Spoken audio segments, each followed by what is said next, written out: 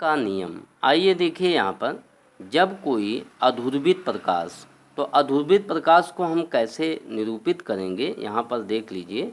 तो अधूर्वित प्रकाश के जो वैद्युत वेक्टर हैं वो सभी दिशाओं में कंपन करते हैं। इसको कॉपी पर इस तरह से दिखाया जाता है। तो यहाँ पर जैसे एक विशेष आपतन कोण पर ही ये बूस्टर का नियम लागू होता है। तो जैसे स्नेल के नियम में हम लोग पढ़े हैं कि जब कोई पारदर्शी माध्यम में एक प्रकाश की किरण आती है तो अपने मार्ग से विचलित हो जाती है। ठीक है, ये हम लोग स्नेल के नियम में पढ़ा गया है। तो यहाँ पर जैसे ये आपका माध्यम विरल है और यहाँ पर ये सघन माध्यम है, तो सघन विरल से सघन माध्यम में जब प्रकाश की किरण प्रवेश करती है तो अपने मार्ग से विचलित हो जाती है। इसी से रिलेटिव जो है बूस्टर का नियम है। आइए देखिए यहाँ पर, बूस्टर नामक वैज्ञानिक ने सन 1811 में एक अपने प्रयोग के आधार पर एक फार्मूला बनाए जिसे हम बूस्टर का नियम कहते हैं। तो यहाँ पर इनका फार्मूला क्या है, एक विशेष आपतन कोण पर परावर्तित प्रकाश पूर्णतः समतल ध्रुवित हो जाता है।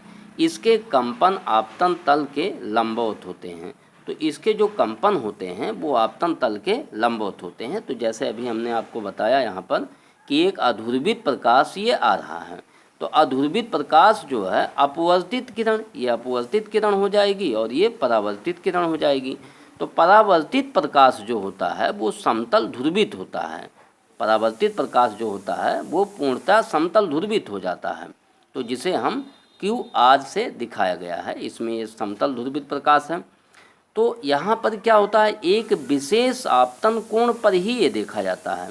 तो अगर ये परावर्तन के नियम का पालन करता है तो ये कोण IP है, तो ये कोण कितना हो जाएगा, ये भी IP हो जाएगा यहाँ पर। ठीक है, तो यहाँ पर जो माध्यम का जो अपवर्तनांक होता है n, वो 10IP के बराबर होता है।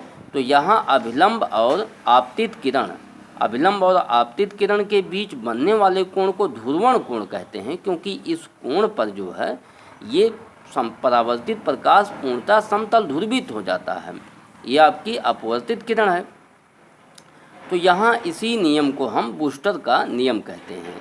तो यहाँ वायु और कांच के लिए जो होता है ये ध्रुवण कोण का मान 57 अंश होता है, 57 अंश। अगर 57 अंश पर हम एक जो है कांच के पृष्ठ पर कोई अधूर्वित प्रकाश भेजें तो वह जो है 57 अंश पर जो है वो पूर्णतः समतल ध्रुवित हो जाएगा। ओके।